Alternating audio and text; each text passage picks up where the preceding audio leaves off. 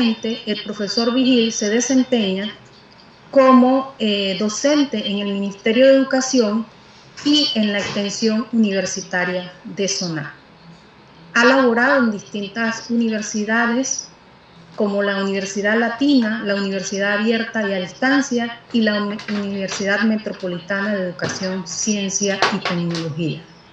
Recibamos al profesor Magíster Lorenzo Caballero Vigil.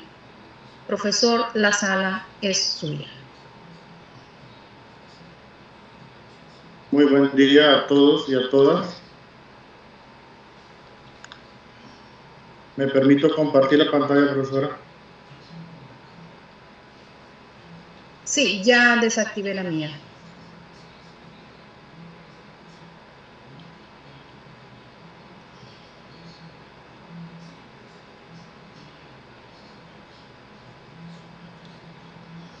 ¿Me confirma cuando ya se puede apreciar, por favor?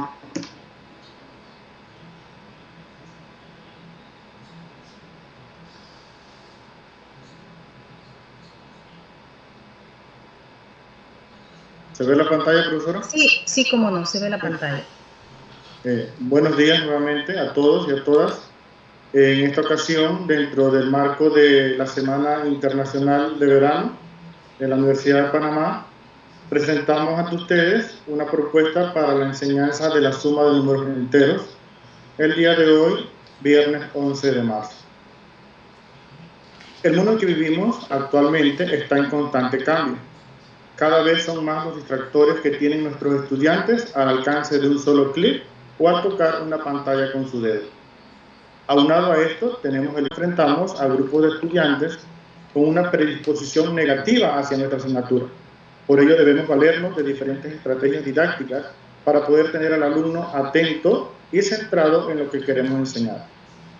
Ahora, por otro lado, la experiencia nos ha permitido vivenciar que sin importar el nivel académico que tenga el estudiante o en el que nos desempeñemos, cada vez que él tiene que trabajar con números enteros, específicamente con la suma de números enteros, este presenta algunas dificultades. A pesar de que es un tema que se introduce en el sexto grado de primaria, se repasa nuevamente cuando entran al séptimo grado, e incluso cuando se trabajan números reales nuevamente aparece. Es por ello que el día de hoy presentamos una propuesta para la enseñanza de la suma de números enteros mediante juegos, de modo que a través de ella se pueda tener presente al estudiante tanto de cuerpo como de mente dentro del aula de clase.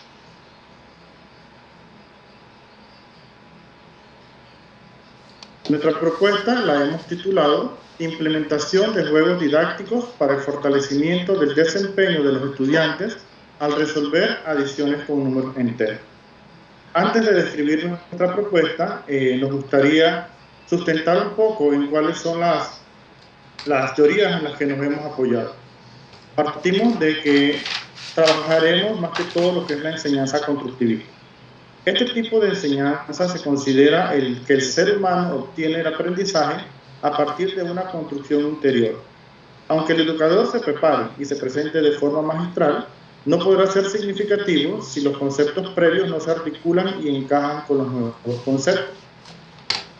Entonces, entre algunas de las condiciones que se deben tomar en cuenta al aplicar esta teoría, podemos mencionar que el nuevo concepto debe empezar siendo claro y distinto al anterior. Es decir, que el estudiante tiene que ver una diferencia entre lo que va a trabajar nuevo con lo anterior, pero lo que va a trabajar nuevo debe ser introducido de la forma más clara posible. El nuevo concepto debe generar nuevas preguntas y expectativas. O sea, no debemos llegar y darle todo al estudiante de una vez. Debemos permitirle que él descubra y genere expectativas de lo que se va a dar con lo que está trabajando. El estudiante debe sentirse en un clima cómodo para expresarse sin coacciones ni temores a equivocarse. En este punto sustenta bastante lo que es nuestra propuesta, ya que cuando se juega el estudiante es libre de desenvolverse como él pueda, eso sí, adecuándose a las reglas del juego. Incluso puede equivocarse sin temor porque sabe que lo más que va a pasar es perder una partida. Otro punto a tomar en cuenta dentro de la enseñanza constructivista es que debe propiciar las condiciones para que el estudiante sea partícipe del proceso de enseñanza y aprendizaje. Y nuestra propuesta, el estudiante logra esto, ya que eres parte viva del proceso mientras estás jugando. Otro punto que hemos considerado es el material didáctico en sí. Ahora, cuando se habla de material didáctico en nuestro sistema educativo, no nos estamos refiriendo a un tema desconocido, ya de que hace varias décadas esto se viene tratando en diferentes seminarios y capacitaciones brindadas tanto por el Ministerio de Educación como por la Universidad de Panamá. Pero la pregunta que nos resulta de esto es, si ya venimos trabajando con el tema de material didáctico hace mucho tiempo, entonces, ¿por qué aún existen docentes en los diferentes niveles educativos que se limitan a una educación tradicional en la que solo interviene el tablero y el marcador? Entonces, partimos del hecho de que el material didáctico en la actualidad, más que ilustrar al estudiante, tiene objetivos de llevarlo a trabajar, a investigar, a descubrir, a indagar y a construir de su aspecto funcional y dinámico, propiciando la oportunidad de enriquecer la experiencia del alumno, aproximándolo a la realidad y brindándole la oportunidad de actuar aplicando todo lo aprendido. Tenemos también que el material didáctico, entonces, es todo aquel instrumento que nos permite mediar el proceso de enseñanza y aprendizaje del alumno, brindando un apoyo importante a la labor docente, permitiendo ser un nexo entre la enseñanza y el proceso de aprendizaje.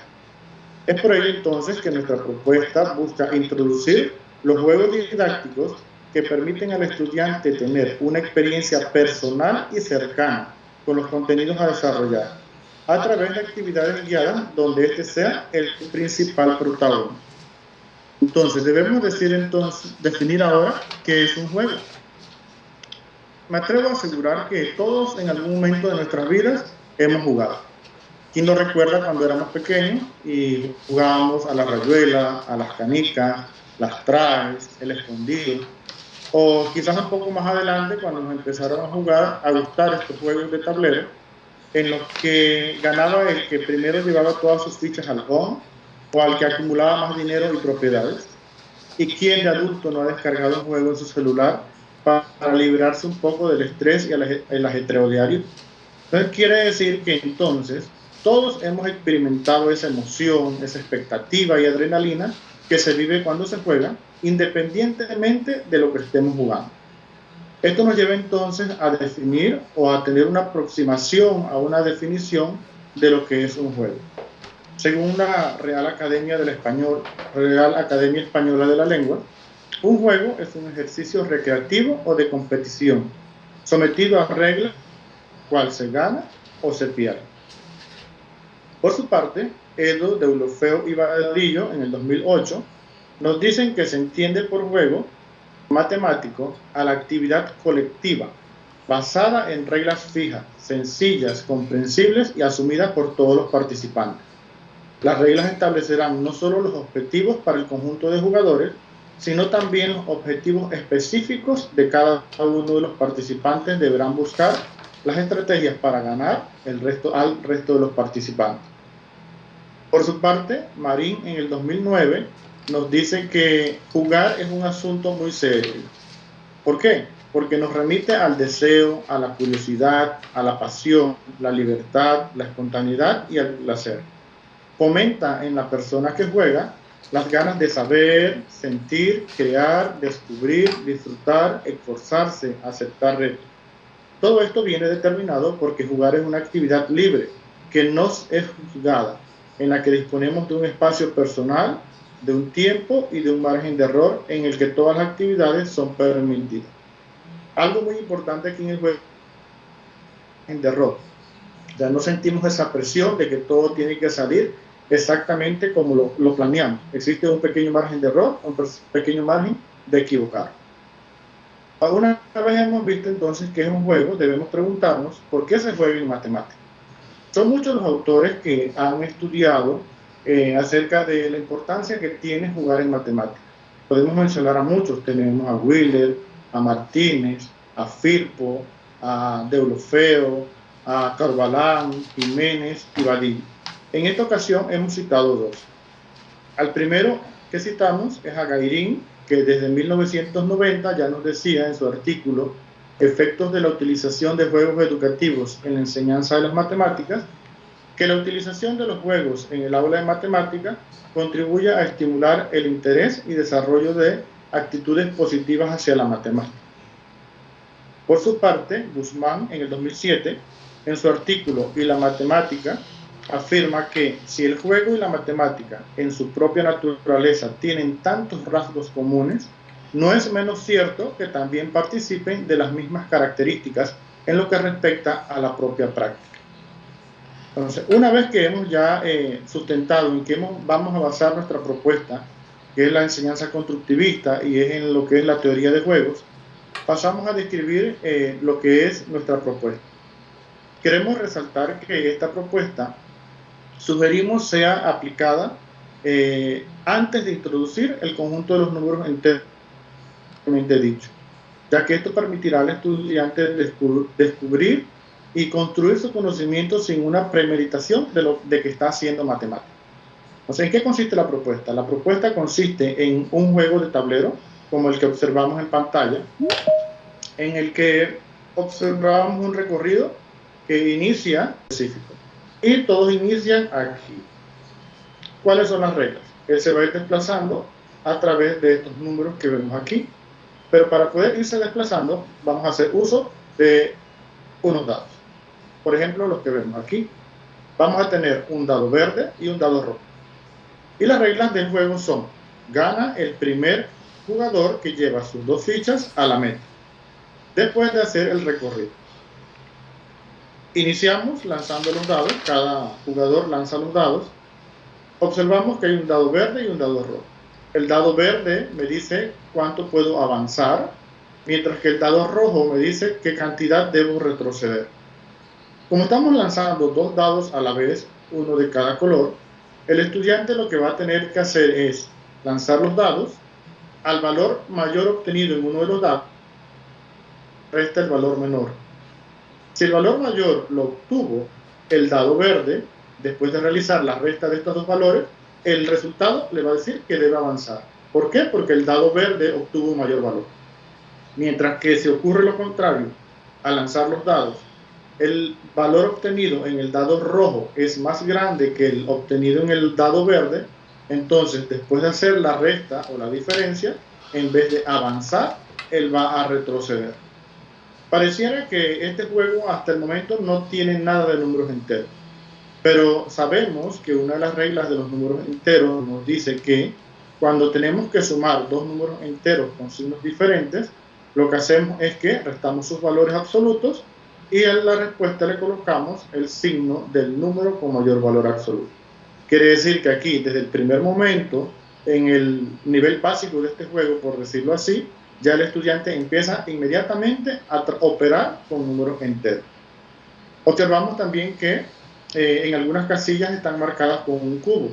Por ejemplo, el 11, el 23, el 31 y el 43 y el 47. Esto es como una parte extra para atraer y hacer que hayan otras conexiones dentro de lo que es la matemática. Observamos que estos números donde están ubicados estos cubos son números primos. Entonces la condición es que si alguno de los jugadores llega a una de estas casillas donde hay un número primo, él lo que va a hacer es que va a tomar el dado rojo, lo va a lanzar, y la cantidad que diga el dado rojo es la cantidad que va a hacer que su contrincante retroceda. O sea que aquí estamos haciendo conexiones tanto con la suma de números enteros como con otros conceptos como los que son los números primos. Y este sería entonces el nivel básico para este juego. Tenemos entonces un segundo nivel en el que el objetivo sigue siendo el mismo: partir del inicio y llevar las fichas a la meta, el primero que lo haga gana. Sin embargo, en este punto entonces ya no vamos a trabajar con 2 dados, sino que vamos a trabajar con 4 dados. Vamos a tener 2 dados de color verde y 2 dados de color rojo. ¿Qué vamos a tener que hacer en este momento? Lanzo los 4 dados. Para poder saber si voy a avanzar o voy a retroceder, ya tengo que hacer un poquito más de trabajo mental, porque debo sumar los valores de los dados verdes, sumar los valores de los dados rojos, y una vez tengo esta suma por separado, realizar la diferencia, y eso me va a decir entonces si voy a avanzar o voy a restar.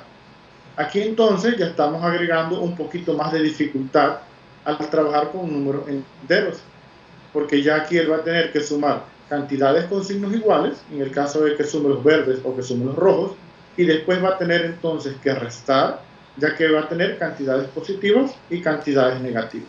O sea que ya el nivel de dificultad aquí va aumentando un poco. Un tercer nivel que tiene este juego es cuando introducimos, ya no vamos a trabajar solamente con dados con forma de cubo o hexágono, sino que vamos a trabajar con dados como los que observamos, que son dados con forma de icosaedro. Un icosaedro es un poliedro regular que tiene 20 caras. Por lo tanto, cada dado va a tener los números enumerados del 1 al 20. Las reglas se mantienen igual. ¿Cuál es la diferencia aquí? Que ahora ya no vamos a trabajar con números pequeños, sino que estamos fomentando el cálculo mental en los estudiantes con números un poquito más grandes. Y como cuarto nivel de dificultad, tenemos entonces el caso en el que ya no vamos a trabajar con 2 dados de 20 caras, sino que vamos a trabajar con 4 dados de 20 caras. O sea que aquí los cálculos mentales incluso van a ser un poco mayores. Y este entonces es en forma general lo que proponemos para afianzar lo que es la suma de números enteros. Ahora nos preguntamos, ¿tendrá esto la efectividad que se quiere? ¿Logrará esto lograr los objetivos, que es que el estudiante aprenda a sumar correctamente números enteros? Al no ser aplicada esta propuesta todavía, tuvimos que recurrir entonces a lo que es el enfoque ontosemiótico de la instrucción, que nos presenta algunos criterios de idoneidad didáctica que nos permiten autoanalizar nuestra propuesta.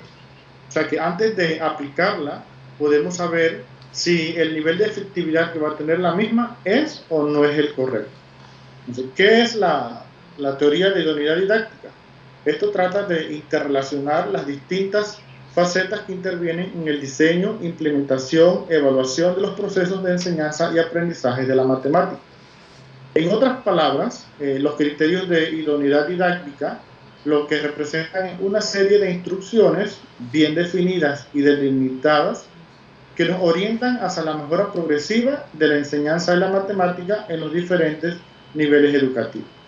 El enfoque ontosemiótico, a través de los criterios de idoneidad didáctica, toma en consideración 6 criterios específicos. El primer criterio es la idoneidad epistémica. Dentro de la idoneidad epistémica se evalúan 4 puntos principales: si tiene errores, si tiene ambigüedades, si tiene riqueza de los procesos, y dentro de la riqueza de los procesos se analiza si fomenta la modelización, la argumentación, la resolución de problemas, si realiza conexiones, si existe un buen lenguaje, si se da la algoritmización, y por último la representatividad. Cada uno de estos criterios pueden ser evaluados en una escala de 1 a 5, incluyendo decimales. Vamos a hacer entonces este primer análisis. El primer análisis lo hacemos en cuanto al criterio riqueza de los procesos, que nos permite analizar estos indicadores. En cuanto a la modelización, consideramos que el juego obtiene un puntaje de 3,5, ya que aunque permite que el estudiante haga pequeñas modelizaciones, no lo lleva a aplicar tanto a la vida diaria lo que es los números enteros. Por eso el puntaje aquí de 3,5. Sin embargo, sí le permite la argumentación, por eso tiene un puntaje de 4,5. Ya que el estudiante es capaz de argumentar por qué hace un determinado movimiento dentro del juego, por qué realizó una operación dentro de cuando lanzó los dados y por qué no hizo otra. En cuanto a la resolución de problemas, observamos que el puntaje aquí es 1, el puntaje mínimo, ya que el juego no llega a lo que es la resolución de problemas, él solamente se queda en lo que es la algoritmización. Por eso aquí hemos colocado un puntaje de 1 solamente.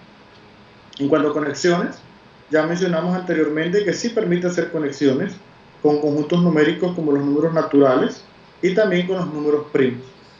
En cuanto al lenguaje, permite al estudiante expresarse libremente dentro del juego. Y en algoritmización es un puntaje alto también, ya que en la mayor parte del juego se practica lo que es el algoritmo de la suma de números enteros. Entonces, este era uno de los componentes de la idoneidad epistémica. Acá en la parte inferior presentamos el análisis general de lo que es la idoneidad epistémica. Consideramos que el juego no contiene errores hasta el momento, no presenta ambigüedades, ya que sus reglas son bastante claras y fáciles de seguir. En cuanto a riquezas del proceso, obtiene un 3,8, ya que es el que observamos acá arriba, que es el promedio de los puntajes obtenidos en cada indicador. Y en cuanto a representatividad, un 4,8, dándonos entonces, dentro de la idoneidad epistémica, un promedio de 4,6. El segundo criterio es la idoneidad cognitiva. Dentro de la idoneidad cognitiva, lo que se evalúa es si se utilizan los conocimientos previos, si se da una adaptación curricular a las diferencias individuales, si se da el aprendizaje, si se da una alta demanda cognitiva en cuanto a la generalización, a las conexiones intramatemáticas, a los cambios de representación, a las conjeturas y finalmente los procesos metacognitivos. En cuanto a esta idoneidad cognitiva, observamos que en cuanto a la alta demanda cognitiva, la generalización se queda en un puntaje de 3, ya que no se permite ir más allá de lo que es la práctica de la suma de números enteros como algoritmo. O sea, no se llega a la resolución de situaciones específicas. En cuanto a las conexiones intramatemáticas, aunque sí las hay, no son tan extensas o profundas, por decirlo así, por entonces dejamos un puntaje de 3. Se dan cambios de representación, pero poco.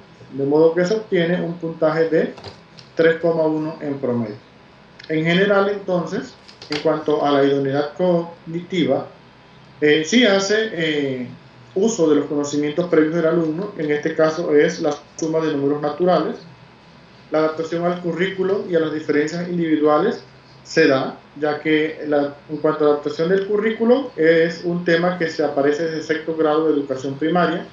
Y en cuanto a la atención a diferencias individuales, como pudimos observar, el juego tiene 4 niveles de dificultad. Y el primer nivel, que es el nivel básico, es un nivel que puede ser en el cual cualquier estudiante, independientemente de las diferencias que tenga, puede desenvolverse en él. Fomenta mucho el aprendizaje de lo que es la suma de números enteros. En cuanto a la alta demanda cognitiva, aquí el puntaje es bajo, ya que, como mencionamos anteriormente, hay puntos a los que no se llega, como lo que es la resolución del problema. Aquí obtenemos entonces, en cuanto a la demanda de idoneidad cognitiva, un puntaje promedio de 3,7. El tercer criterio es la idoneidad interaccional. Aquí se toma en cuenta lo que es la interacción entre el docente-discente, entre los mismos discentes, la autonomía del estudiante y la evaluación formativa. El análisis que se hizo presentó los siguientes resultados en cuanto a puntaje.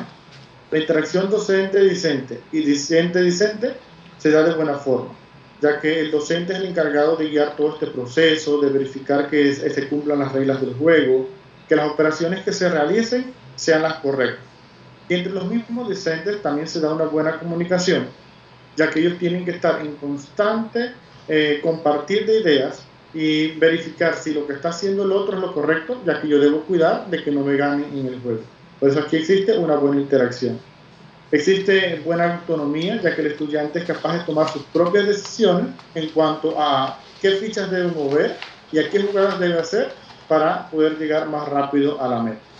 En cuanto a la evaluación formativa, aunque el juego permite que se dé esa evaluación en la medida que se va jugando y avanzando de nivel, como no se presenta un instrumento en el que se evalúe, se presente esta evaluación, por eso le hemos colocado un valor de 4.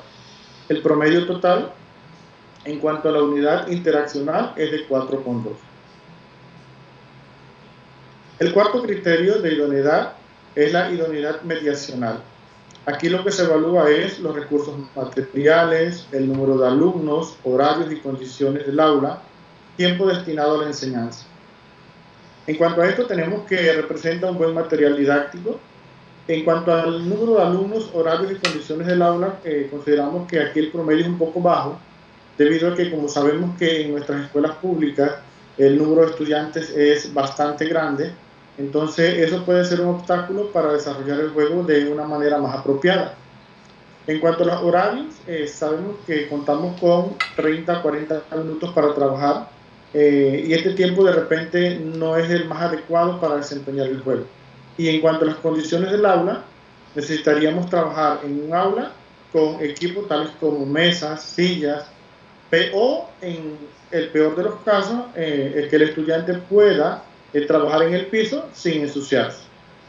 Y el tiempo destinado a la enseñanza, como ya mencionamos, que es de 40 minutos solamente por hora, o sea que tendríamos que hacer uso de buenos periodos de clase para que se pudiera desarrollar a profundidad lo que es el juego.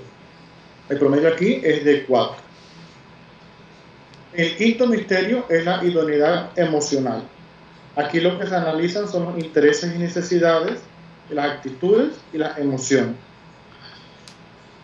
En cuanto a intereses y necesidades, consideramos que el juego satisface lo que son los intereses y necesidades del estudiante, ya que logra que él domine lo que son la suma de números enteros. La actitud y las emociones tienen un puntaje, puede decirse, alto, ya que cuando se juega, se juega libremente y se tiene buena actitud, se pueden expresar emociones sin temor a equivocarse, como sería ya una prueba propiamente dicha en lo que es matemática. El sexto criterio de idoneidad es la idoneidad ecológica. Aquí lo que se analiza es la adaptación al currículo, las conexiones intra e interdisciplinares, la unidad sociolaboral y la innovación didáctica. En cuanto a adaptación al currículo, mencionamos que esto pertenece al currículo desde sexto grado, por lo tanto está bien adaptado. En cuanto a las conexiones intra y interdisciplinares, sí se realizan, ya que este tema tiene aplicabilidad tanto en ciencias naturales, cuando se da las temperaturas, en los laboratorios o talleres, cuando se trabaja matemática comercial, tanto para depósitos, retiros. Y en cuanto a la unidad sociolaboral, aunque son estudiantes que están entre sexto y séptimo grado, que todavía no incursionan en un campo laboral, este contenido es básico para que él pueda desenvolverse en temas posteriores que lo van a llevar entonces a decidir cuál va a ser su desempeño profesional. En cuanto a la unidad didáctica o innovación didáctica, tenemos un alto puntaje, ya que sentimos que logra el objetivo presentado. Una vez entonces hemos analizado los 6 criterios de idoneidad didáctica, los cuales presentamos en el cuadro que vemos. Tenemos el criterio de cada una de las idoneidades y tenemos el puntaje recibido.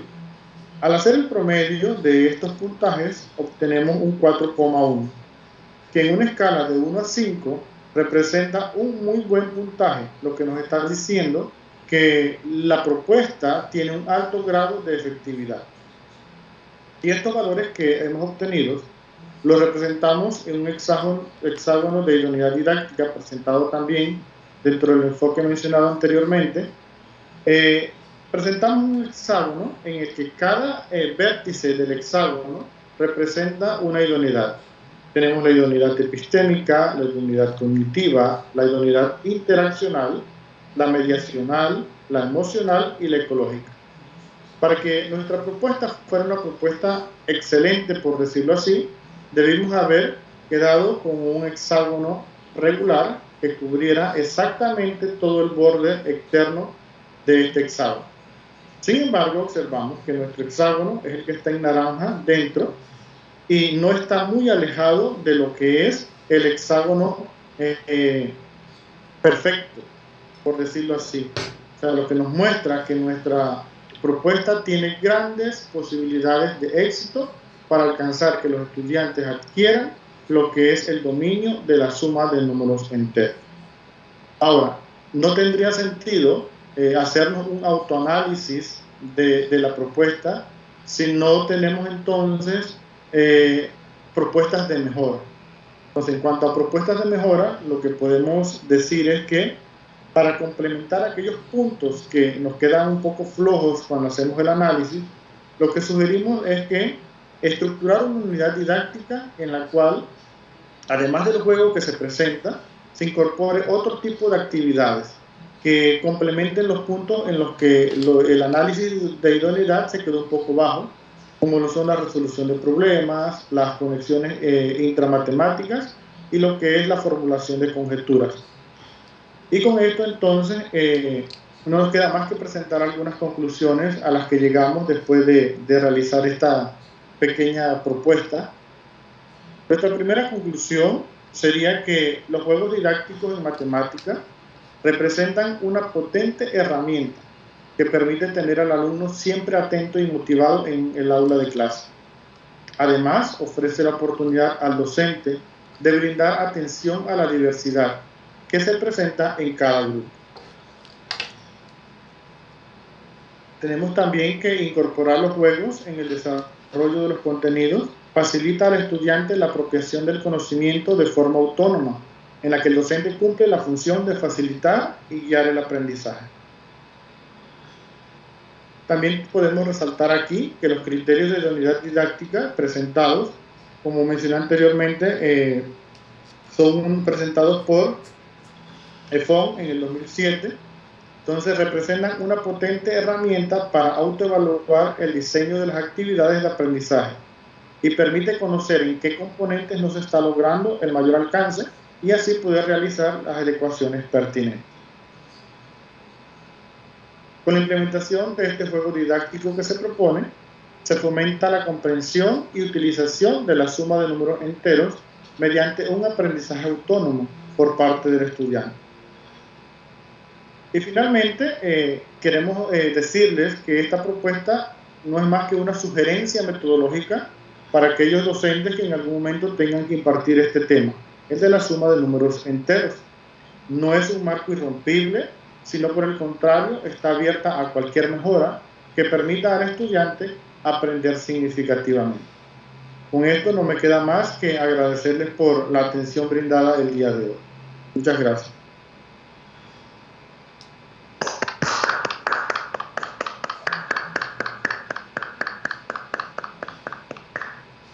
Luego de la ponencia, entramos al periodo de preguntas y respuestas.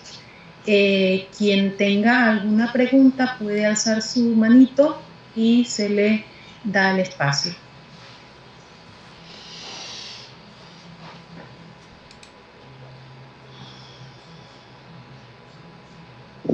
Profesora Camila, ¿puedo?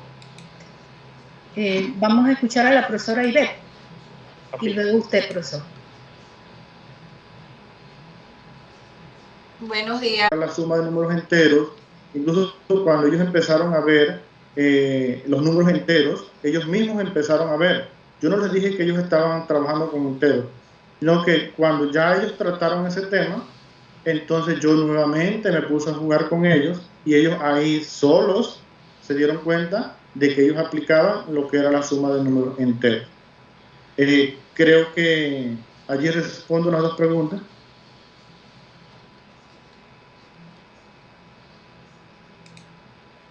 Sí nos gustaría aplicar esta propuesta. Sí, la implementación es muy interesante para completar la investigación. La otra, creo que me respondió, usted hicieron fue una autoevaluación, quería saber si otras personas la habían evaluado. También estaba pensando... Autoevaluación, hay algunos colegas que sí saben cuando... Muy buenos días, distinguido auditorio, respetados compañeros. Bueno, mis palabras son para felicitar definitivamente pues al profesor Lorenzo. La verdad que ese es un tremendo de verla no tradicional. Por supuesto se nota pues la motivación, la parte del juego.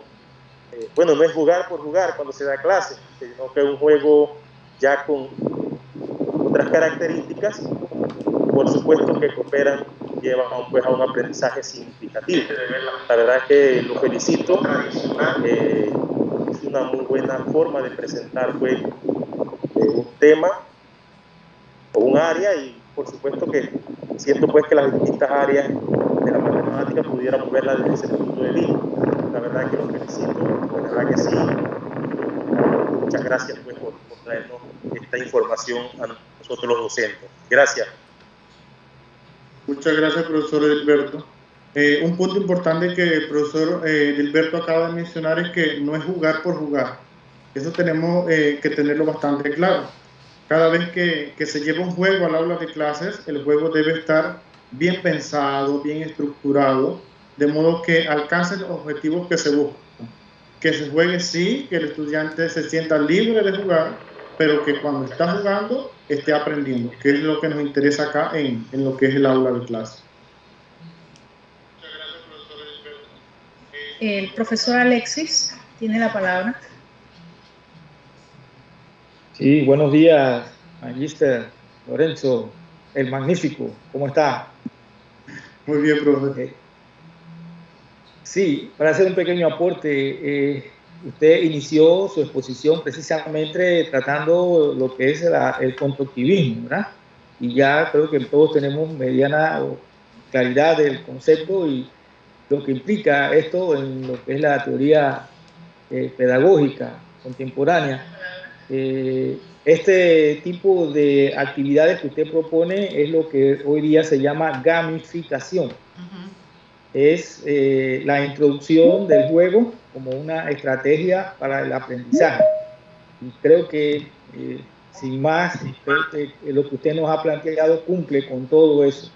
¿Sí? Una preguntita primero, más o menos como usted, ¿a qué edad o a qué nivel piensa que se debe introducir este juego a los niños?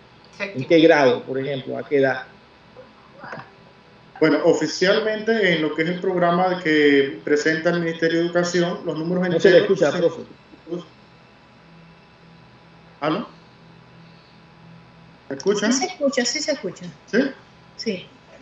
Bueno, como les mencionaba, en el programa que del Ministerio de Educación... No lo escuchamos, profe. ¿No se escucha? Bueno, yo lo escucho, lo único que usted está como congelado.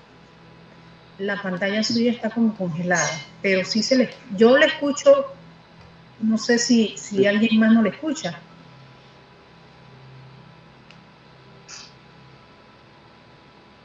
Se escucha y no está congelado. Todo bien. Bueno, respondo al profesor Alexis, no sé si estará... Sí, yo le escucho, profe, puede continuar. Como le decía, los números enteros se introducen a partir de lo que fue el cambio curricular que se dio ahora en sexto grado oficialmente. Pero este juego, como mencioné al inicio, cuando inicié con la propuesta, considero que debe ser introducido incluso un año antes, en quinto grado, porque no lo voy a introducir como un tema. Le voy a dar la libertad al estudiante de que él juegue, de que él se desenvuelva, de que él maneje reglas, que en el momento que yo vaya a introducir números enteros en sexto grado, entonces él ya va a dominar de una forma más fácil. O sea que cuando yo llegue a dar formalmente los números enteros en sexto grado, ya él va a tener una estructura formada en su cerebro y no le va a ser difícil manejar lo que son estas operaciones. O sea que una edad, diría yo, cuando el estudiante está en quinto grado, de manera informal, sin decirle que vamos a estudiar, vamos entonces a jugar solamente.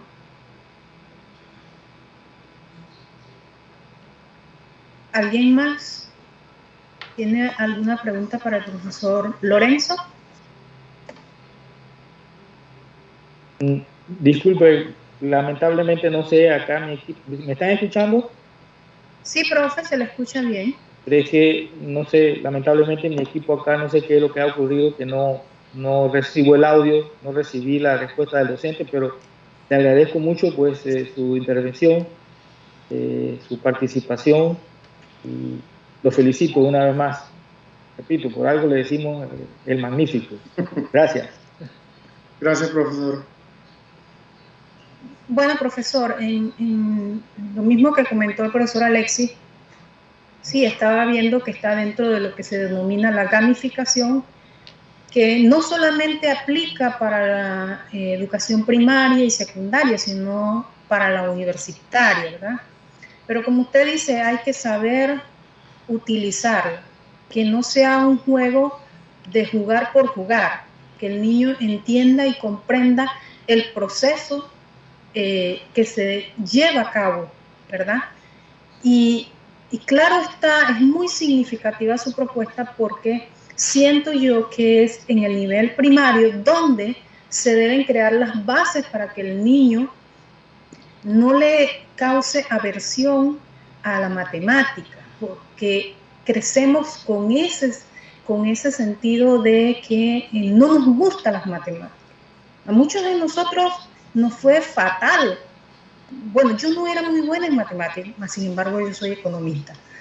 Tuve que aplomarme en la universidad, pero ya traía ese arrastre desde primaria, no porque tuviera malos docentes o profesores o maestros, sino porque uno mismo se crea esa imagen mental de que las matemáticas, y usted lo escucha entre los estudiantes actualmente universitarios, cuando uno tiene una materia que lleva a números, el estudiante como que se siente un poco, no sé, como que no le gusta mucho el número. Y uno se da cuenta, ¿verdad? Entonces, en ese sentido, creo que mediante el juego es una magnífica oportunidad de mostrarle a esos estudiantes que la matemática es para toda la vida. O sea, la matemática no es para un momento dado, la matemática es para toda la vida. Y a veces decimos, bueno, pero ¿para qué nos enseñan esto de que el álgebra, la aritmética? Pero es que eso nosotros en algún momento de nuestras vidas lo vamos a utilizar, ¿sí? Así que muchas gracias, los felicito, muy buena ponencia, muy buena propuesta, y espero que un día usted la ponga al servicio de la educación de nuestro país, que lo necesita mucho. Muchas gracias, profesora.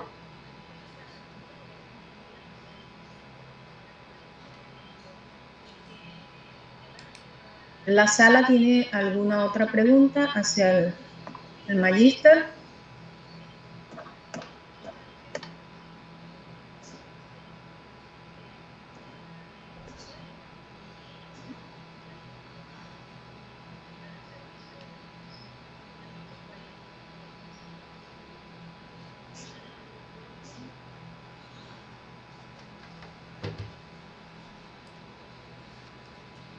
Profesor, es muy grato esta mañana poder concluir nuestro ciclo de conferencias en esta 5ª versión de Verano Internacional, donde hemos compartido, como ya lo he dicho, con diferentes expositores nacionales, profesores docentes de la extensión universitaria de SONA, que han dejado muy en alto nuestra institución, ¿verdad? Y también con expositores internacionales. Es por ello que hoy, pues, le hacemos entrega de este significativo reconocimiento. Pues la Universidad de Panamá, en conjunto con la extensión universitaria de SONA y Verano Internacional, le confiere este certificado por su excelente participación en calidad de expositor con la conferencia titulada Una propuesta para la enseñanza de la suma de números enteros, presentada el día de hoy, 11 de marzo, en el marco de la celebración de la Escuela Internacional de Verano. Muchas gracias, profesor, por su excelente participación, e invitar a la sala, a toda la sala, a que nos acompañen hoy en el acto de clausura de la 5ª versión de la Escuela Internacional de Verano, la cual se dará a las 5 de la tarde. Tendremos algunas palabras por nuestra directora encargada, la profesora Paulina Otero. Pues como muchos sabrán, el profesor Medina se encuentra pues un poco, está en una cirugía, y pues no nos podrá acompañar. E igualmente el doctor de Pascuale nos dirigirá unas palabras en nombre de la Dirección Nacional de CIDETE, y pues un pequeño pero significativo acto cultural. Muchas gracias, buenos días y buena suerte para todos. Bendiciones.